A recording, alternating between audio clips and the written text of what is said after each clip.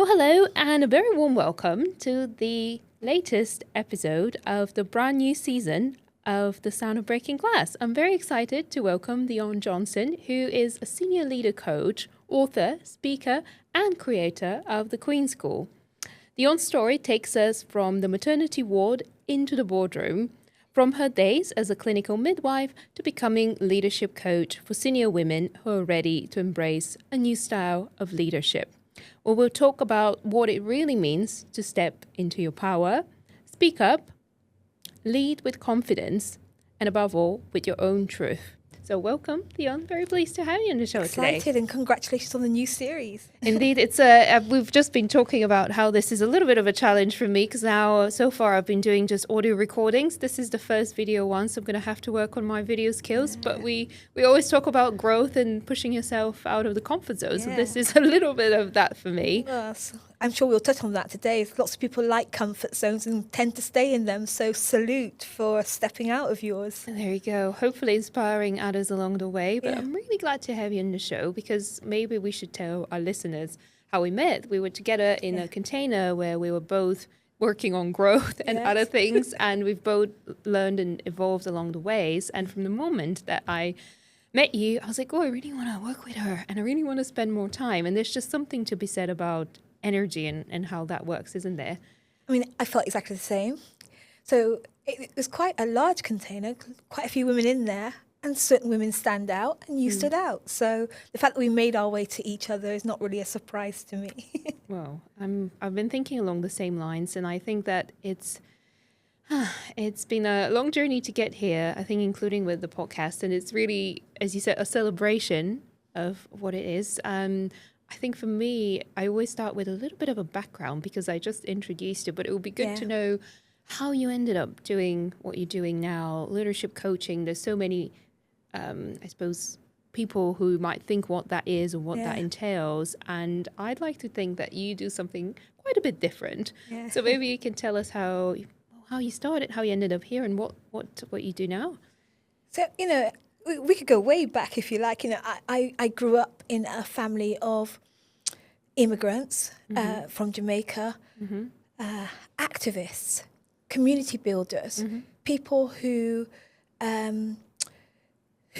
exampled for me the call to do something about things, to not just moan, but to be active in creating solutions or making things better, or serving people and making people's lives better. So that was my example growing up. My mum's a staunch, even today, she's 85, but she's still, out there doing her thing in the community, building, bringing people together. And so that was a very strong influence for me growing up. And also, a lot of the women in my family were nurses. They came in the Windrush generation to build the healthcare after the war. People... the NHS was really suffering and it needed manpower, so it called to the Commonwealth for people to come and, serve and build up the motherland. And so that was kind of my history. I saw activism and I saw caring for people and I saw nursing. And so that's where I went, I kind of found myself following that path of nursing and then midwifery. And as I got more mature as a midwife, realizing that these women that I'm serving, one, they're badass, they're very, very powerful. Women are powerful. I really learned in midwifery just how powerful women are. Because that's a moment when you're so vulnerable, and yet you have to pretty much use all your strength to stay there and to deliver. Well of resource that we have, we're just badass. We're powerful, and I saw that in midwifery was my school of womanity. Really taught me how powerful women are. But then I got fed up of midwifery. It's really hard work. It's really, and you can't be half-assed about it. You have to, you have to be in it or not. So it was time for me to move on, and I didn't know where to move on to. And I found myself in local government, a very bureaucratic.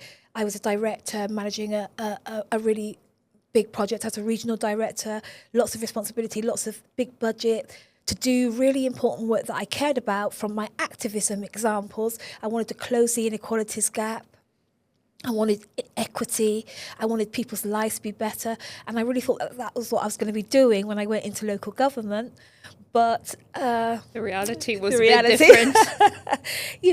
And it was disillusioning. I didn't really, two things happened was I couldn't see how, if we carried on doing this, we were going to make a difference in the society.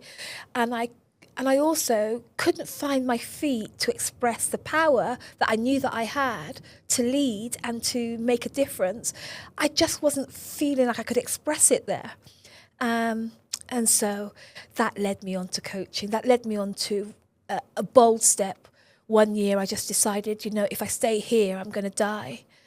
And that's maybe not physically, but, die off at my desk like so many people do. And I just wasn't prepared to do that. So I decided that I was going to take the leap into what I didn't know. But I knew that I wanted to help people. I knew that I had the gift of communication. I was a conversationalist.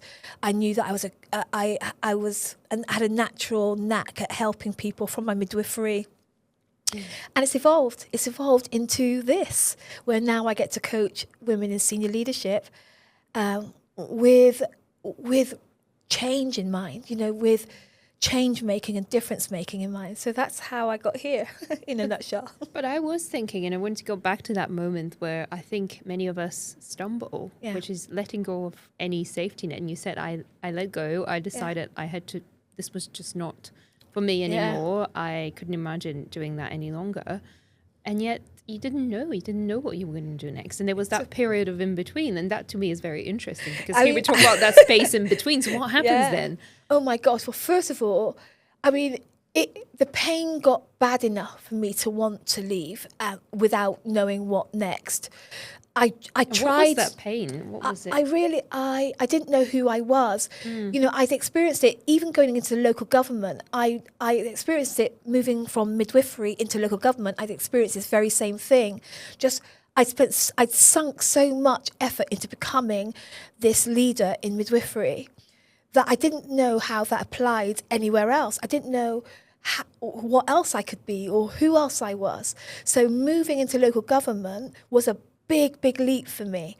And then when it came time, when I realized that I wasn't in the right place, that this wasn't going to be it for me, I felt those very same feelings of, but I've got here now, like, this is all right. I'm getting paid. I know where my money's coming from. I can manage my bills and things.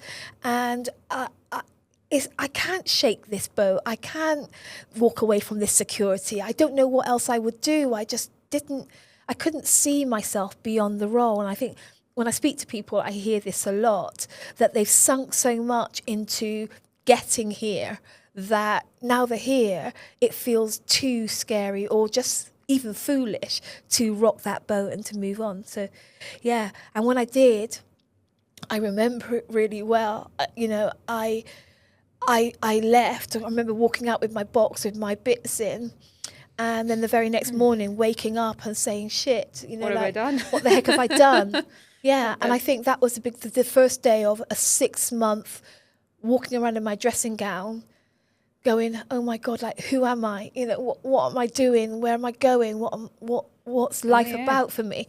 Because so people make it so glamorous. Okay, it's a day of freedom. Oh, God. And maybe it is for some, if you've had time to prepare and to know and figure out your next step, but you didn't. And we've often talked about this, including one of the teachers that we're sharing common, that you could really, you did the double whammy, and you really went for it, and you didn't have a plan, and that was quite a big shock to your system, but you were able to withstand it. And for some other people, it might make sense to do that in small steps and figure it out as they go.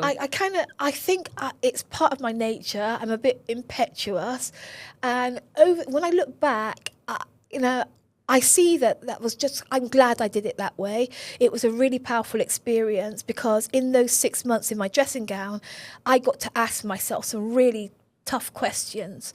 Like, what the heck is my life about? Those big questions. Like, who am I? What do I bring to the table? Which table do I want to bring it to? That was what I was asking. I didn't really get very clear answers, but it gave me enough of clarity about the first steps, that I knew that in that inquiry, I call it a sovereign inquiry now, but in that inquiry, I was looking for what's the very next thing that I want to do here. What I don't know everything, but what do I know? What am I certain about?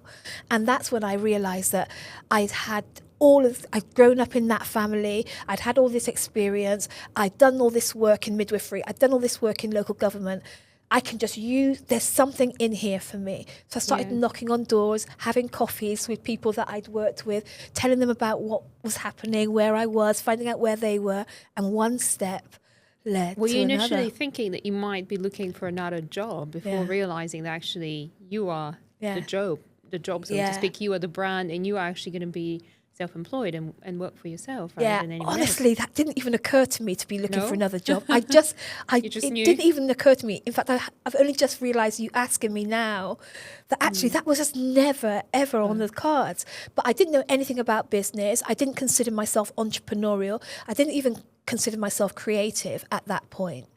And, it's really poignant to be pointing all of this out, because I think that me leaving was the beginning of me wanting to find out who I was really and what my life meant, like the bigger questions, and I think that's what happened. And now you're helping others find the answers to those big questions. But you did bring up a big word in there, sovereignty, and I know that you use that a lot, and I wanted to ask you what that means to you and how perhaps you use that in your work with clients, and maybe touch on the Queen's Call as well, because I can tell our listeners and viewers that the moment I saw that pop up on my LinkedIn, I was like, ooh, there's something about this that I want to explore. Yeah. It's not what you might think, Queen's Call. It's nothing to do with with any royal family. It's something very different, isn't it? It really, really is. So I mean, that's a big question, I left life as I'd known it, and I was on my way to discovering who I was. And pretty soon after that, I hit a really dark time, like a dark night of the soul, I've heard it called. And I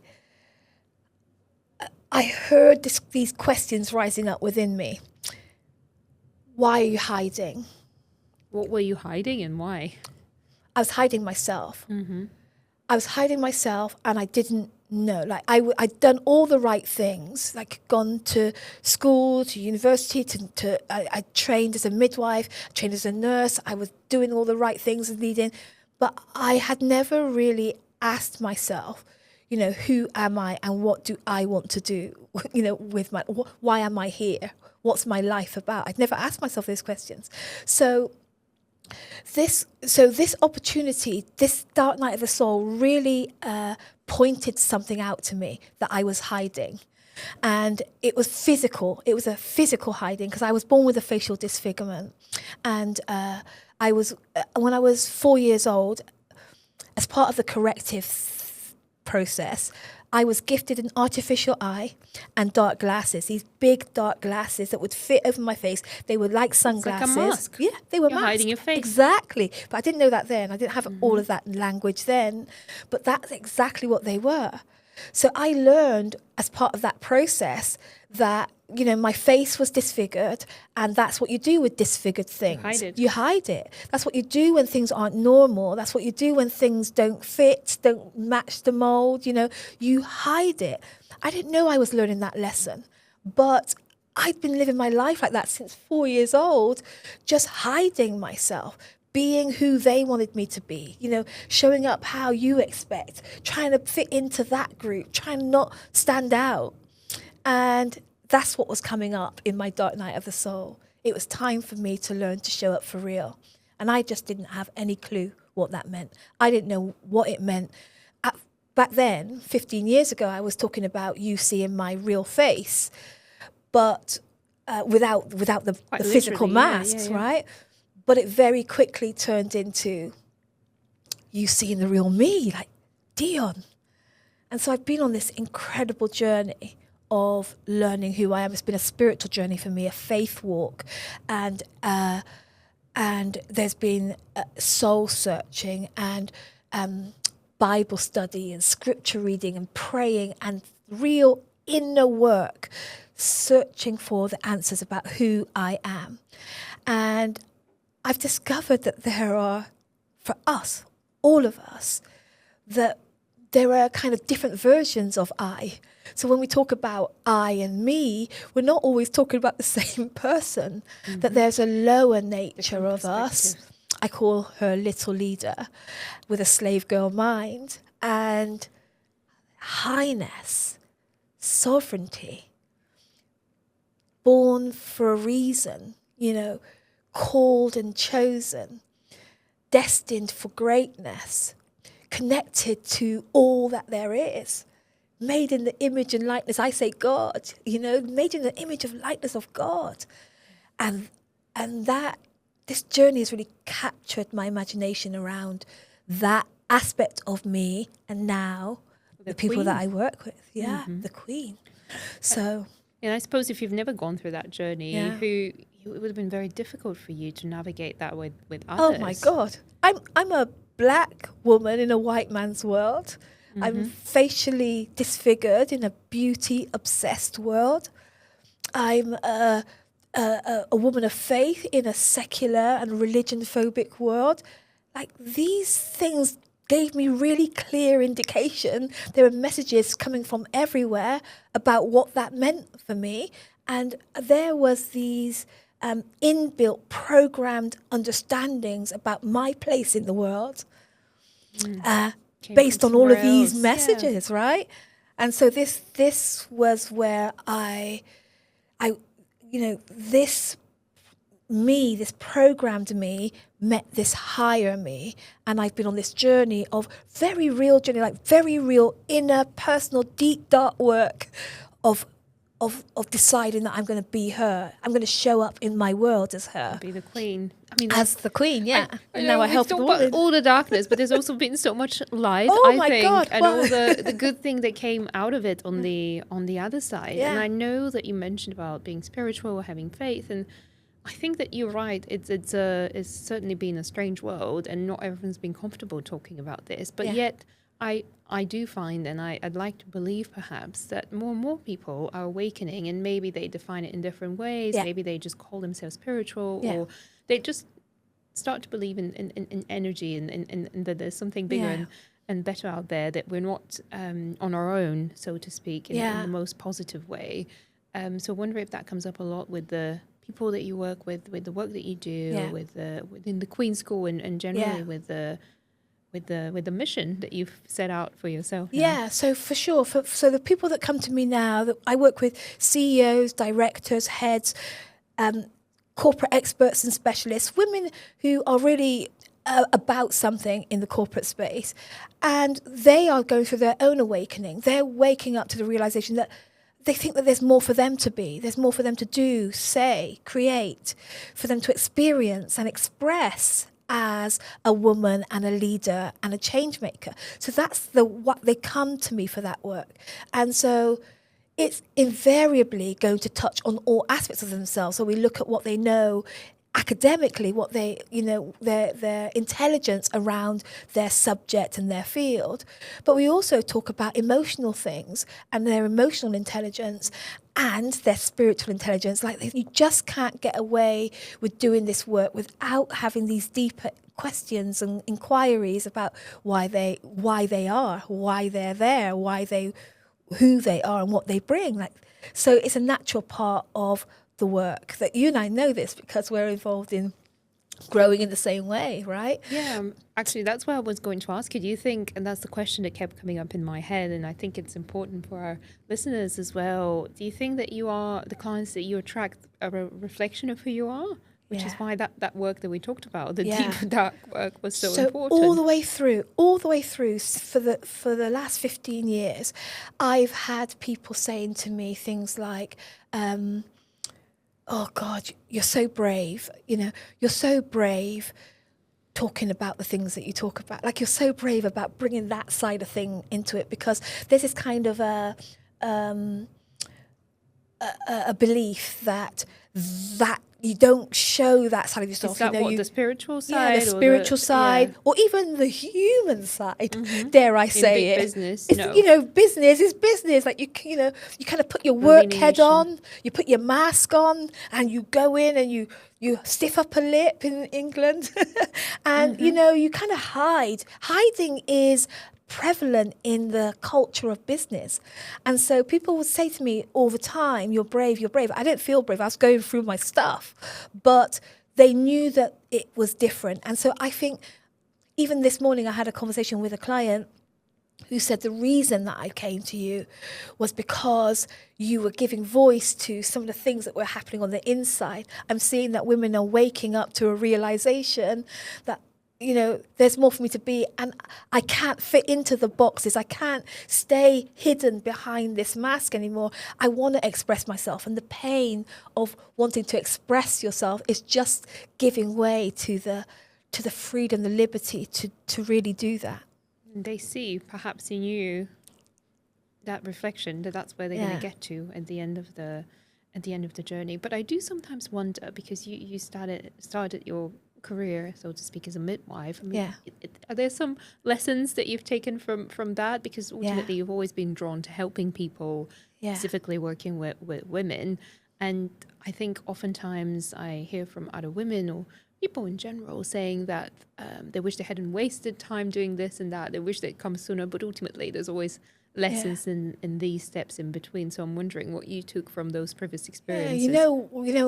As you were talking, the word that was coming up for me is process. So, a woman doesn't just end up in labour ward. Like, there's a very long journey that goes towards a woman getting pregnant. It involves the feminine and it involves the masculine. And that's exactly the same when you're talking about leadership careers or careers generally, professional lives. It's a process. So I see people who are beating themselves up because they've wasted so much time on this, or they feel like they've gone the wrong way. It's never the wrong way. It's all part of the process. It's all part of bringing you to this place where you say, okay, I'm ready for something more now. Like, you don't get ready just like that. You get ready as a result of walking out a journey. So honour for the journey and the process is really a very powerful lesson from my days as a midwife. I can really see that even when it's time for you to bring something new forward, there's a process that goes on with that. So yes, we're often, and I'm certainly guilty for one, of sometimes wanting to jump a little bit too quickly between stages, but you learn with experience. And I guess some people move faster, some people move at their own pace, and it's always, I think, one of my biggest lessons that keeps coming now. I don't know what's with that period that we're in now, mid-September, but lessons keep coming back. It's just about a little bit more patience with people. But I want to go back to something that you said about masculine and feminine, and how does that work in business? Because you and I have talked a lot about this, but I think for most people that sounds very wishy-washy. What do these women mean when they say marry masculine and feminine? What's that all about? And what's the danger of not doing that? So first of all, I think masculine and feminine are on a continuum. Masculine one end, feminine's the other end, but it's all part of the same continuum. It's energy that expresses itself. So creation is a balance between masculine and feminine. We see it really powerfully and obviously in midwifery. When you're talking about making a baby, we understand. But it really is a balance. When you're creating anything, masculine and feminine is part of the same creative continuum. And I like to think of masculine as men as stewards of the masculine and women as stewards of the feminine. But that we both need both. We all of us, creation needs both. So both operating on the inside of me, both operating on the inside of you, and we can move along that continuum. So the masculine, I think about it like, the kind of pushing. Like if you were to be building a house, you need the masculine. You need bricks. You need measurements. You need lines. You need concrete. You need. It's very structured, very hard, very pushy, very. Lots of doing. Yeah, lots of doing. Right. But if you were to want to make that house into a home, then you need something else, right? You need understanding, you need people, you need warmth, you need listening, you need laughter, you need talking, you need The atmosphere. you're right, atmosphere heart. building. They're both required. The house needs to be built and the home needs to be built with masculine and feminine. And so that's a crude example, but I'm hoping that really helps to say that it's a continuum. We have it. We operate with both. And what I see is that in the marketplace, it's highly masculine. It's highly Is that just geared coaching towards or anything? just the culture of business and the culture of the marketplace and the culture of senior leadership, frankly, is highly masculine and often distorted. It's gone beyond the boundaries of healthy even. So it's quite a lot of pushing, and women within that space feel like they have to push, they have to act a certain way, they have to hide, they have to perform, they have to fit in with that masculine culture and lose their feminine expression. So many women that I work with, excuse me, and that was my experience too, just lose connection with that real important part of our essence and that expression. It wasn't even required, except now it's a new day. And, we had the pandemic 5 years ago, which shone a really powerful spotlight on the fact that business is being required to see itself and do itself differently. And that's a whole different ballgame when it comes to leadership. I think that's where the masculine and feminine dynamic comes into a conversation of its own, because I think now we're seeing that, the marketplace leadership needs an infusion of the feminine, needs to be balanced out. The toxicity of the masculine needs to be balanced with healthy, strong, powerful, badass feminine. And this is what you and I talked about, that I think there's a narrative out there that often it's like, as if you're a woman and you happen to be in that environment, you have to leave. Yeah. And that's the way out, and then you're safe, and then it's good. And you're saying something different here. It's not about leaving or changing. Yeah. It's actually about staying, but changing first yourself. Oh my gosh. And then everything starts to change around you. Yeah, I mean, it's so hard. I want to tell this little story. I was walking along the street one day, just walking on the street, talking to my friend. And then before I knew it, I felt this big thud in my back. And I went flying. I went flying down on my face. A girl, I think she had some kind of mental health issue. She just took issue with me and she literally punched me in my back and I went flying down. I think about that time often because I couldn't stop myself from falling down. The thud was so heavy that I just went flying down, but it felt like in slow motion. And when I think back over that fall, it feels like in slow motion. So I get to experience that falling without being able to do anything about it. And over the years, when I've been speaking to women in leadership, I see that all the time. It's like they go into senior leadership and it hits them so hard. They can't help but fall. So women are burning out, women are unwell, women are unhappy.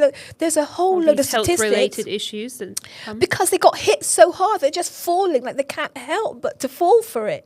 So how do you get up? But I say, when I think back to my falling, I think if I had just seen her coming, if I had just, braced myself somehow, or if I was just ready for the impact, if I had just been kind of privy Or you to could it, have avoided it. I could have just avoided it altogether, or I could have been in a place where, I would experience it, but it wouldn't have knocked me over like that. So spectacularly, I mean, I Awareness. fell. Right. And so I think that's the key. I think that we have these women who I believe, and they are waking up to the fact that they're born to do something about this toxicity, about the potential for business to do better things in the world. But when they go into these spaces, it's like they're stepping into a ring. I say, be prepared for the ring. Be supported to get in the ring. be galvanized, be strengthened in ways that are really accessible now. Coaching's accessible. Studying and preparing yourself for leadership at such a time as this is available. Unlocking your spiritual codes and your emotional codes and your savvy, your brilliance, your genius, like unlocking those things is like bracing yourself for the assignment. It's like getting yourself ready so that the impact doesn't overpower you and knock you over. Actually, you stand firm and you affect it. How about that? Yeah, I mean, I've been in a similar situation. I'm not going to go into details, but again, I did have a similar escape, and I must say it happened to me because in the streets of London, of course, these things happen from time to time, and I often think, luckily, I escaped from what could have been a much worse situation, but I think, how did I get there in the first place? And I know it was at the time when I was really not feeling well about myself emotionally. And I had a lot of things to work on, and maybe it was a coincidence, but I often think that it's such a low point in my life. It was a few months before COVID hit, and then a lot of things unraveled from that. But I sometimes think that there are ways that we could just avoid putting ourselves in those situations. And herein lies the work. I call it the real work. The Queen School. Yeah, Queen School, right. Because that's what Queen that. School is about. Women who want to be more powerful at work in leadership. They want to be more presenceful. They want to be more prominent, but they're experiencing all the stuff that they're experiencing.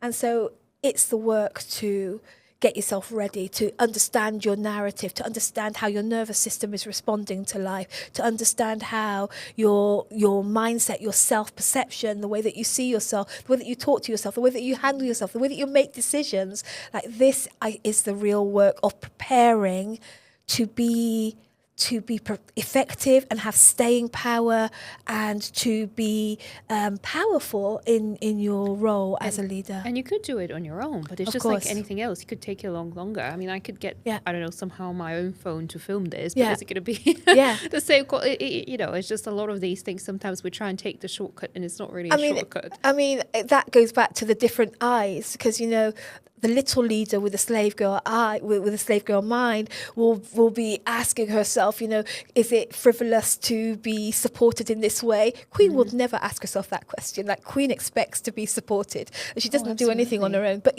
learning how to. They're different operating systems. There are different mindsets. This lower nature, us, thinks in completely different ways. She's surviving. Her drive is to survive. Whereas your higher nature, your queen, is about leadership, is about making the difference that you're here to make. And so you don't want to be fiddling around with cameras. You want to be supported with that, so that the message can come out and people can benefit, right? Yeah. And that's just a very queenly thing to do. I know, and I call it something different. I call it the rich girl mentality. And I often, in the beginning of my own journey, I was thinking, well, what does rich girl mentality mean? And I was thinking about all those girls that I've seen that I was a little bit envious inside of me, thinking, oh, they have the support of their families, they come from the right background, they have someone, husband, father, to help them. But actually they don't. And they do, but it's not that. It's not the money that they get access to that makes them successful and effective to the envy of others. It's the fact that they just operate from a place of knowing that everything is going to be okay. Someone will be there to take care of me. Mm-hmm. So what I always say is, instead of sitting there waiting for the day when you get someone else to pay your bills or something to come to you and then do it the other way around, the rich girl mentality, and be like, oh no, I'm going to do this. Yeah. And then the money and everything else will come, because I know that it will. And that completely shifts the perspective. That's so powerful. I think if anything, if people are watching this and wondering where to start with that, I'm hearing somebody say, well, it's all right for you. It's all right for you. You can afford this, or it's all right for you. You're like this, or you're like that. So the invitation is to say, it's all right for you too. It's everywhere these days, so you can't help it, with social media, with everything. And we're talking about something else here. Just leave that to one side. And but I think the invitation is to say, you know what, it's all right. It's all right for her, yes, but it's all right for me too, that I am and I can. you know? And that's what I wanted to ask you towards the end of this episode. I always like to finish with two questions. Yeah. And one is, let's start with this. What is what actually drives you? Why are you doing this? I think you touched a little bit on this. And I think everyone who's been here in the studio can tell just how passionate you are just talking about this. And you can feel the energy. And I'm sure they can as well. But why does this matter to you so much? And where do you hope this journey will take you? Yeah, I really care about the state of our world. I really do. And I think it's a leadership issue. I think it really matters. The state of leaders really matters. And I believe that women are just underexpressed as leaders. And I think we need to do something about that. I think I was born to do something about that. So that really is what drives me. I've realised that that's who I am. That's how God wants to express itself through me, is to raise the standard of leadership in the world, and that's what drives me. And what was the other question? Well, the very important question is, where do you hope the Queen's School is gonna take you? What is it gonna grow into? What's your ambition or vision? And I know this keeps evolving as you evolve, but where is it now? So I have this body of work now over these years. I've been gathering this body of work called Sovereign Intelligence. So it is really, Queen's School is about teaching women how to step into their sovereignty, how to embody their highness as women and leaders and change makers. And so Queen's School will be travelling the world. It will be 1 day or 3 day retreat where we just go through the principles of sovereign intelligence, we make it personal, and we ignite your embodiment journey. Like, that's what's happening all around the world. It's been going really well so far, so let's see where it goes. And because we did touch a little bit on role models, I wanted to ask a question related to this, and perhaps also share my own personal experience around being a role model, because I think often we like to fantasize, and that's happened to me, that's a very comfortable role to be in, with people looking up to you and inspiring others, whether it's senior business leaders or somebody else. But the reality is that there's a very big burden that you're carrying on your shoulders. And I think oftentimes, I've been thinking about this recently, that we tend to forget that we are, or at least allow others who aspire to be like us, for example, more junior colleagues, or it could be just anybody else who's inspired by us, that we're not perfect. We all make mistakes. And actually, quite recently, I had something that literally hit me over the head. I didn't see it coming at all. Back to perhaps your example about what hit you in the back. And sometimes there are these experiences that just hit you and remind you that you're not perfect, that you make mistakes. And I suppose that's the important lesson that I wanted to put out there, that as a leader, we're all human. And I think we often, especially as women, don't allow ourselves to make these mistakes. We talk so much about queen and sovereignty, but is there any room for error, and how do you overcome that? Yeah, I don't believe in failure. I really just believe in lessons, and that's with my when I was operating from my lower self, I was really hard on myself with mistakes. I make mistakes all the time, and I'm fallible, and I fall off my throne, and all of those things. And in my lower nature, I beat myself up so badly about that.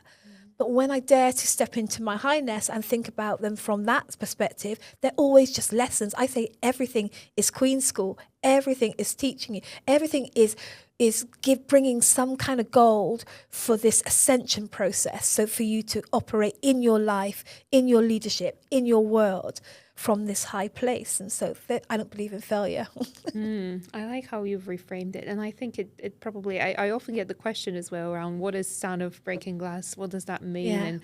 And what is Business by Poetry? Business is Poetry, which is my new brand. And I think it's just a bit like you described it, a place of finding a different way of doing work and thinking about business. It's about bringing more art to it. It's about bringing more joy to it. It's about bringing more of yourself to it. And I wanted to create a hub which hosts all of those things. And I know that with the Queen's School and with the codes that you've worked on, you've pretty much created the same. And I'm just so excited to see how that's going to expand, and what other parts of the world are going to benefit from your your presence, your teachings, and what exciting collaborations are going to come out of it. So where can people find you next? What's next? Well, do you know what? I hang out on LinkedIn. I'm going for a rebrand myself. So my website's down currently, but my business is called Dion Johnson Global. So watch out and come and find me on LinkedIn, because I'm there every day and you'll see what's happening real time on LinkedIn. Oh, fantastic. Well, thank you so much. It's been such a pleasure to have you on the show today, and I can't wait to see what's ahead for you. Thank you so much, Hrissy. It's been brilliant talking with you.